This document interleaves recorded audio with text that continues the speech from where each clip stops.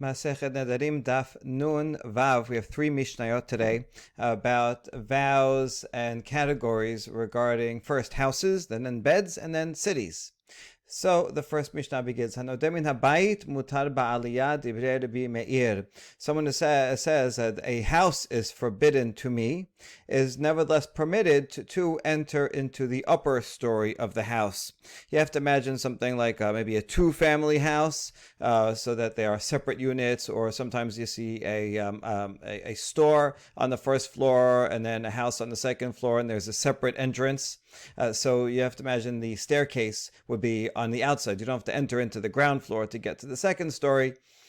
So it is one physical unit, but there is a separate entry to the upper story. And the upper story often would be where there might be a public space, a living room, or something that is separate from the living quarters that are on the ground floor. Okay, so therefore, if you say bayit, it's a bit ambiguous what the word bayit means. Rabbi Meir says it refers only to the ground floor, but as one is permitted to go to the public space that's in the second story. Chachamim omrim aliyah bichlal habayit. Chachamim disagree, and they say bayit means the entire structure, the ground floor and the second story. But everybody will agree that if someone says the second story is prohibited to me, then they are permitted to go into the house, because the second story by itself is certainly a separate entity, and is not going to include the entire rest of the house. It's not going to include the ground floor. All right, that's the Mishnah, and we're going to ask a couple of questions about some traditions and try to figure out who authored them. We would like them ideally to be according to everyone, not only to be Meir. So we say, Man tana babayit lerabot et hayasiya, babayit lerabot et ha'aliyah. This baraita is actually a midrash on Vayikra Yud Dalid in the context of Sara'at Habayit. Pasuk there says that when you come into the land of Canaan, they give you for achuzah as a possession, and should God put a sara'at, leprosy or disease or mold in the house, and it says bebet eres achuzatchem, and a house in the land that you will possess. This phrase is going to become important in a little bit. And it says that the Kohen will come to the house. The homeowner will tell the Kohen, I see something that looks like it's a plague on the house. Ba'bayit. And then the Kohen will inspect it and decide whether it is sarat or not. And if he decides that it is sarat, then v'yatsa kohen min habayit, he will exit the house, go to the entrance, and he will close up everything inside and declare that it is sarat. This is also going to be important in the continuation of the Gemara here. So the point is, here it says, babayit, the word that doesn't say bayit is an extra bet, to include also the yatzia, a gallery. Maybe if there's a half story, like the stairs go up and then there's some kind of balcony that is included, or babayit la'arbot ha'aliyah, also the upstairs. That will, if there is a plague or something there, that is also going to be called sarat habayit, that you can get sarat not only on the ground floor, also on the second floor. So we need the bet to include it. So that's the end of the Braita. Who is the author of this Braita based on the two opinions we see in the Mishnah?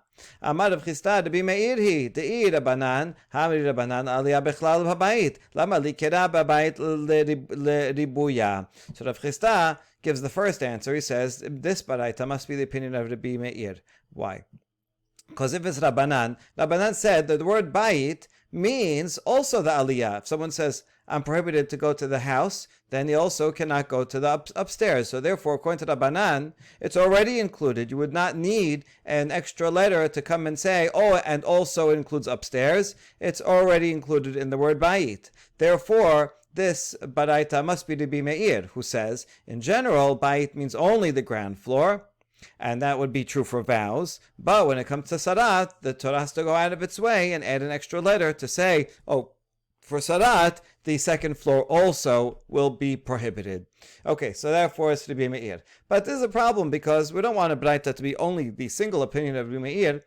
So Abaya comes to the rescue. Abaya Amad, Afilu tema Rabbanan, Ba'aya kera desalkatatech amina, bebet eres achuzatchem ketiv. Oh no, it could even be Rabbanan. And I still need the pasuk for Rabbanan because I might have thought, since the pasuk that I showed you just now says, in the house of the land of your possession, ketiv de michabar be'ar'ah sheme bait aliyaha la michabar be'ar'ah. Since it says the word house, and right after that it says the word land, I might have thought that even though in general the word bait means the entire structure upstairs too, but since here for sarat it says a house of the land, I might have thought that which is attached to the land, meaning the ground floor, literally ground floor, the floor on the ground, that is called bait for sarat, whereas the second floor is not attached to the ground, and therefore, if I see some kind of mold on the second floor, that would not have a law of sarat. I might have thought that, and that's why even for Rabbanan, I need ba'it to include also the second story. Okay, good. So now we were able to explain that tradition according to both opinions. Now we're going to test out yet another tradition. The following was said by Rav Huna, the son of Chaya, in the name of Ula. Bait bebeti ani mocher lecha marehu aliyah. If someone sells to someone else, bait bebeti, literally a house in my house. He writes a contract. He says, I'm selling you a house in my house. And they agreed to it. And the buyer didn't actually see what he's buying yet. So then he says, okay, they agreed to it. And then he comes and says, here's what I sold you. I sold you the second story. So that's Ula says, yes, that's what it means. Bait bebeti means a house within a house, right? One domain within the larger structure. That's called the second floor is called a house within a house. Now, that's the statement of Ula. Whose opinion would this follow? Tamad amar le bait shebeti amni mocher lecha, aval bait stam eno marehu aliyah. What we see from here is that if you say this unusual phrase bait bebeti, then yes, that can mean the upper story. But if he just said, I'm selling you bait, I'm selling you a house, then I cannot show you the second story and say, oh, here's what I meant to sell you. So we see that the word bait does not include the second story, and that is the opinion of Rabbi Meir.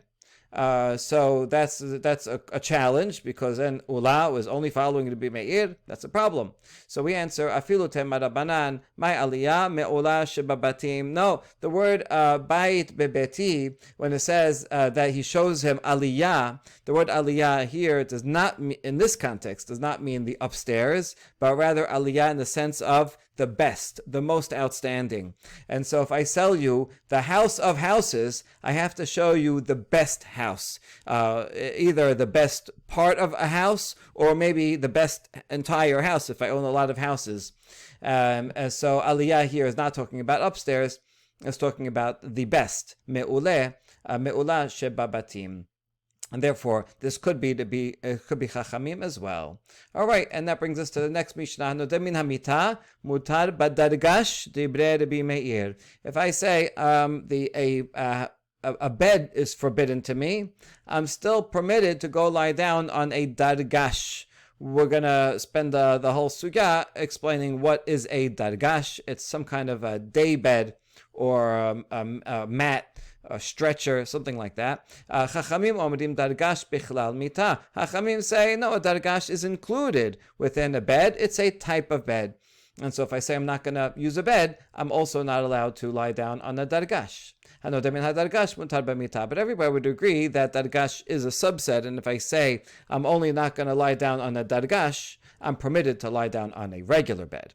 Good. My dargash, first opinion, Amar Ula, Arsa de Gada. Ula says this is a bed of good fortune, meaning it's something that's there just for decorative purposes. Sometimes you go to someone's house, they have a living room and they have like a very fancy couch, or a day bed, a couch without a back, and no one would ever actually sit on it because it's probably not so comfortable and it's too fancy to sit on. It's there just to show, hey, look how wealthy I am, and this will bring good fortune fortune, or as a reflection of my good fortune, that I have this nice decorative day bed.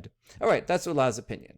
אמרו לרבנן לאולה, הדתנן כשהן מברין אותו, כל העם מסובין על הארץ, והוא מסב על הדרגש. So the rabbis ask Ula, because we find in the Mishnah, it says that when the community comes to give consolation to a king is in mourning, then it's not right for the king. He's a king. He shouldn't sit on the floor. So then, in that case, everybody lies on the floor, and he lies on the dargash. So that's the Mishnah. Here we're going to ask the question: does it make sense that all year round no one sits on the dargash because they're just for decoration, not for actually lying on? But that day, when he's actually in mourning, then they're going to use it. This doesn't make sense that it's only for a decoration, and you would only use it when you're in mourning. It makes more sense that this is something that is some kind of bed that is used during in regular times also. So that's the challenge to Ula, but we answer it. Matkif la rabina midi dehava basar v'yain dekula shata iba achil iba la achil hoyoma ananya habinan le. It's similar to meat and wine, because all year round, if you want to have meat and wine, you can. If not, if you're not in the mood, you don't have to have meat and wine. But after a funeral, then we go and we make sure to give the person meat and wine so that they will feel comfort. And so yes, we go out of our way, even though we don't do something all year round. So yes, it's very possible that the dargash is this kind of a decorative ceremonial bed that you would not usually use, but on this special occasion, even though it's an occasion of mourning when we want to show this important person comfort, then they would use the dargash. So we answered the challenge. Ula remains standing. So we're going to try again. Ela hakashya. This is what we wanted to actually challenge Ula with. Detanya dargash lo yahaya kofehu ela zokfo. Braita says that usually when someone's in mourning, they would overturn all of their beds. Today we don't do that because our beds are not constructed the same way, so this custom has fallen out of use. But this baraita says not only the beds, but also, it says the beds that yes, you overturn, but dargash, you do not overturn it, you just stand it up. You stand it upright, like 180 degrees and not 90 degrees, not 180 degrees. But this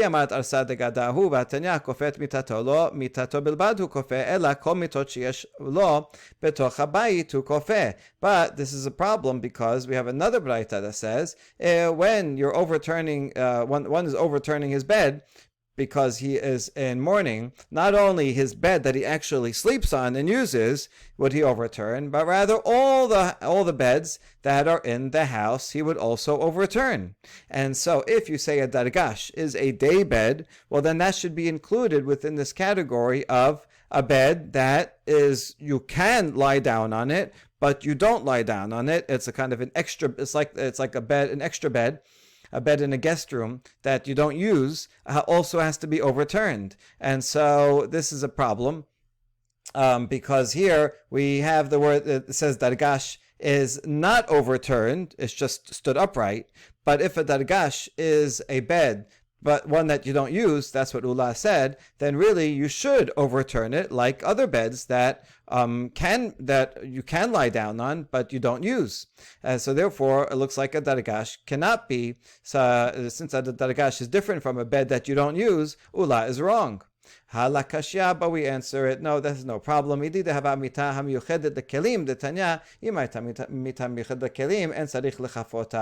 dargash could be like a bed that's used for vessels. It's a storage bed. It's a bed, but you need some storage. So you put plates on it or clothes on it, and you use it just for storage. And the Braita says that about a bed that you use for storing vessels, that you do not have to overturn it. And so therefore, really we have three categories. The bed that you actually use all the time, certainly the mourner would have to overturn that bed. Then you have beds that are just, they're empty beds in an extra bedroom that the person doesn't use. Those also have to be overturned. That was the braita over here. But there's a third category of beds that not only are they not used for sleeping, they have become used for other things, so that you would not sleep in it, even if you had a guest or anything, because now you've designated this for another purpose, like for storage. A dargash is similar, even though dargash you're not using for storage. Dargash is kind of set aside just for decorative purposes, and so therefore it's not even considered a usable bed anymore, like a storage bed is not usable, and that's why you do not have to overturn the dargash, but just have to stand it upright. So once again, we upheld the opinion of Ula. We're going to try again. Ela ikasha hakasha. We really want to reject Ula. Detanya Rabban Shimon ben Gamliel Omer Dargash matir karbitav vehu nofel me'elav. Rashbag, and halacha in the end is going to be like Rashbag. Says that a mourner does not have to overturn a dargash, but rather he can just loosen the loops, and then the middle part will just fall on its own. So it's kind of like a stretcher or a mattress that's held together with ropes, something like this. Maybe a little bit like a hammock. And so you don't have to overturn it. You could just loosen, and then it will fall down. So then that's already closer to the ground, and that is sufficient. Now, karbitin mi itle. If you're saying it's this fancy decorative bed, does that have loops? That doesn't have loops. And so finally, based on this, we reject Ula, and we give a second definition of what is a dargash. כי אתה רבין אמר שאילתה להו מרבנן ורב תחליפה במערבה שמד אבל שכח בשוקה דסלה ואמר לי מי דרגש ארסה דסלה. So a second definition is from Rabin, who came from Eretz Yisrael to Bavel, and he says that he asked one of the rabbis. This rabbi's name was Rav Tachlifa from the west, and this rabbi was always around the tanner's market. He hung around there. And so he knew that tanners, they would make leather and things that are made out of leather. And he asked him, what is a dargash? And the tanner said, it's a leather bed, which makes sense. The tanner knows his trade and knows that this is a bed. So it would be some kind of like a mat, a leather mat that was placed on a frame. And that is what a dargash is. Okay, so it's not a fancy bed. It's this kind of stretcher, leather type of bed. All right, so that's our second definition. Now we have a third one. Itmar ezu mitab ezu dargash. What is the difference between a bed and a dargash? Amar Rabbi Yirmiyah mitam mesargin ota al gabah, dargash mesargin oto migufo. A bed, when you connect the ropes to it, you do it on top, meaning on top of the frame, you tie the ropes, whereas a dargash, you loop the ropes through the bed frame, so it goes right through. All right, so that's the difference between them. The challenge to Rabbi Yirmiyah's definition, meti bekili asme matam mekabelin tum'ah hamita v'arisa Mishayeshufem be'or hadag. There's a Mishnah in Masechet Kelim that asks, when does wood first become susceptible to tum'ah? The law is that something that's just raw material, not usable, is not susceptible to impurity at all. Even if a dead mouse would touch a branch, it would not become tameh, because it's not a usable vessel. Once it becomes a usable vessel and is finished, then it's possible, it's susceptible to becoming tameh. So regarding wood, at what point do we say, okay, now it's finished? What is the finishing point? Well, if it's wood that is used to build a bed or a crib, it's when the wood is sanded with skin of a fish. They didn't have sandpaper back then, so they would take a fish, maybe a fish with scales or that has prickly skin, and they would use that to sand the wood and make it nice and smooth. Okay, So that's once the wood is smooth, that means that's done. It's prepared. It's ready for use, and it could be received tum'ah. That's the Mishnah. Here's the question. If you said, and that is what you said, Bimiyah, that a bed is something that has the straps on top of it, then why would you have to sand it down with fish skin if you can't even see it? The idea is that if the loops are on top and the support, then also the covering, maybe the covering made out of leather or whatever sheet or mat you're going to put on top, is going to cover the wood as well. And therefore, there would be no point in having to sand down and make the wood look nice, as opposed to a dargash, where because the loops are in the middle, so you can't, that in that case, the mat would be just on the inside and it would be noticeable. Okay, so therefore, if a bed, definition of a bed is that the loops go all around and then it would be covered, then it wouldn't make sense that they would have to be sanded down, and therefore that definition of mitah cannot be accurate. Ela ha veha migufan. You know what? In fact, both of them, both a bed and a dargash, the ropes go through the wood, and therefore the mat does not go over the wood.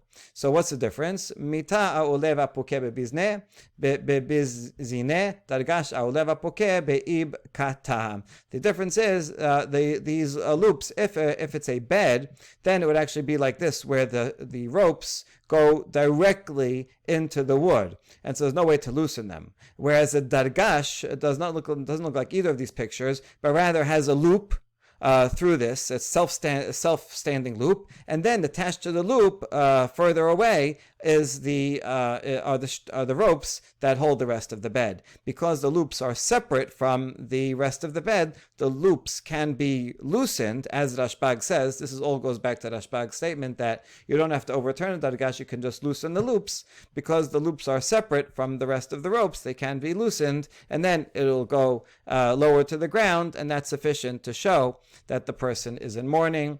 And so that's the final answer. Amar Rabbi Yaakov baracha, Amar Rabbi mitash naklita yosin zokva vedayo.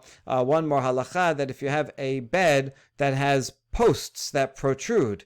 Here is an archaeological find of an actual bed going back to 300 BCE. Okay, this is even way before the Talmudic period, and this would be a very fancy bed. I imagine this would only be for someone very rich. But it is a good example of something that has posts, right? A post at the front, at the top, and the bottom. It could be a simpler one, kind of like a canopy bed, but that has 2 posts and a tent in the middle. So any bed like this, if you turn it upside down, it's not no good, because it will still be higher off the ground, and so it might be either impossible to stand it upside down. It won't stay like that, or it'll be usable and high off the ground. So the point of overturning the bed is for it to be low. And so therefore, if you have a bed like that, then you should just stand it upright. In other words, just turn it 90 degrees so that it's not usable. And that's sufficient. You don't have to turn it over all the way. Amar Rabbi Yaakov bar Idi, Amar Rabbi Yoshua ben Navi, halacha k'Rabban Shimon ben Gamliel. Halacha does follow Rashbag that for a dargash, it's enough to loosen those loops. All right, and finally, last Mishnah, הנוטה מן העיר מותר להיכנס לתחומה של עיר, ואסור להיכנס לעיבורה. Someone says, this city is prohibited to me.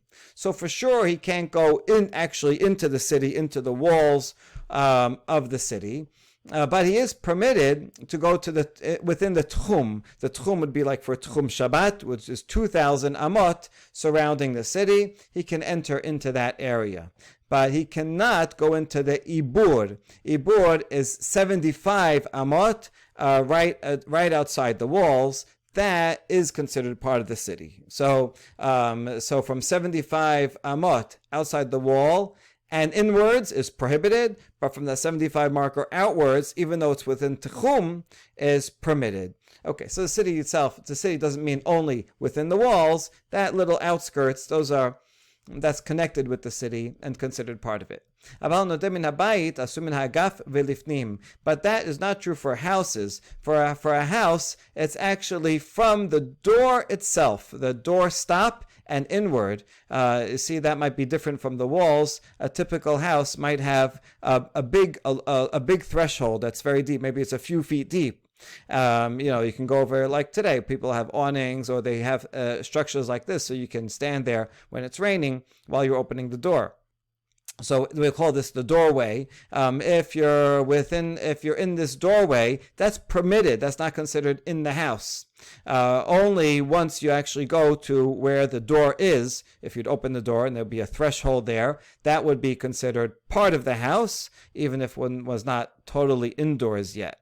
So for a home, we're actually more lenient that you can go even into the doorway as long as you don't go to the threshold. But for a city, one is not permitted to come within 75 amot of the city. Good. What's a proof that the ibur, that the outskirts of the city are considered part of the city? Amar Yochanan, Amar Keravayhi bihiyot Yoshua biricho. My biricho. So when Yoshua came to Yericho, it says that he was in Yericho. Well, was he actually within the walls of Yericho? He was not, right? He was on the outside. There's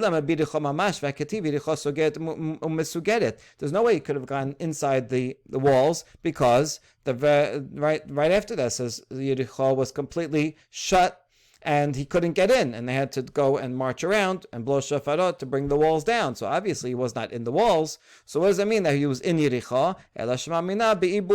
Obviously it means he was at the outskirts of the city, but you can still call that Yericho even though he was not physically within the walls. Hold on.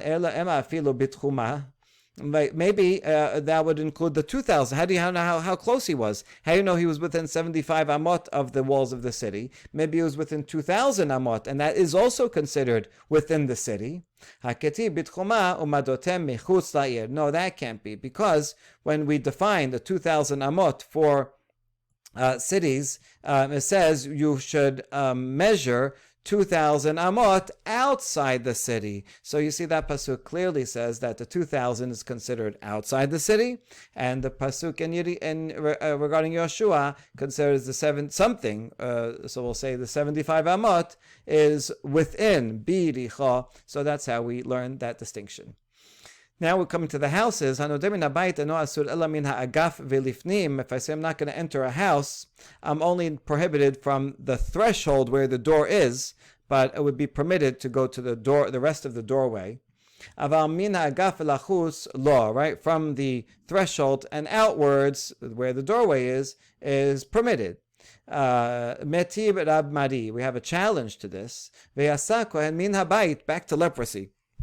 Of the home, that says that the Kohen will leave the house, he'll go outside of the house, and only then declare that it's tameh. It wouldn't be a good idea for the Kohen to declare that while he's inside the house, to declare the house tameh, because then he's in the house. When it's tameh, then he'll be tameh. So he should leave the house first. Now, how far outside? Should he go back to his own home? And then when he's home, he said, "Oh, that house is tameh." No, that's too far away. Talmud Omar el petach habayit. He should go to the entrance of the house. So he shouldn't go so far away. El petach habayit yachol yamod tachat hamashkof v'yaskir. But if you say at the entrance of the house, maybe you mean that he can stay right within the threshold, and he can stay even where the doorway is, where the door itself is, and stand there. No, Talmud Omar min habayit ad she'eseh min habayit kulo. No, he has to leave the house. He has to leave the house entirely.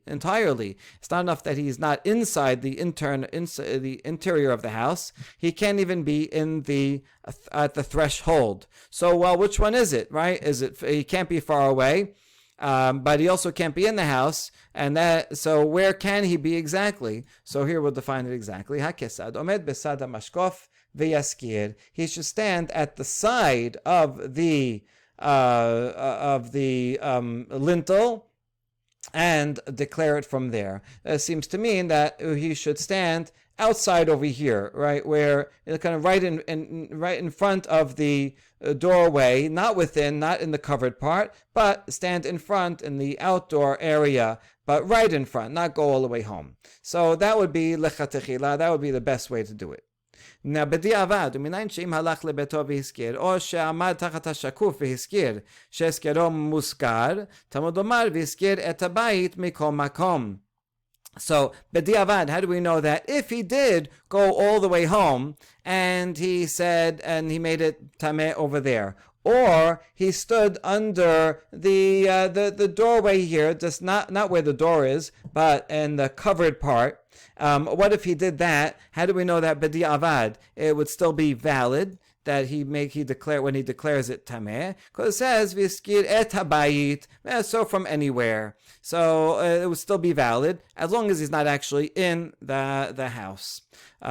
So this is a challenge because the definition in the lichatechila case is that you should be outside of it completely and not within the doorway. In other words, at a lichatechila level, being within the doorway is considered like being in the house.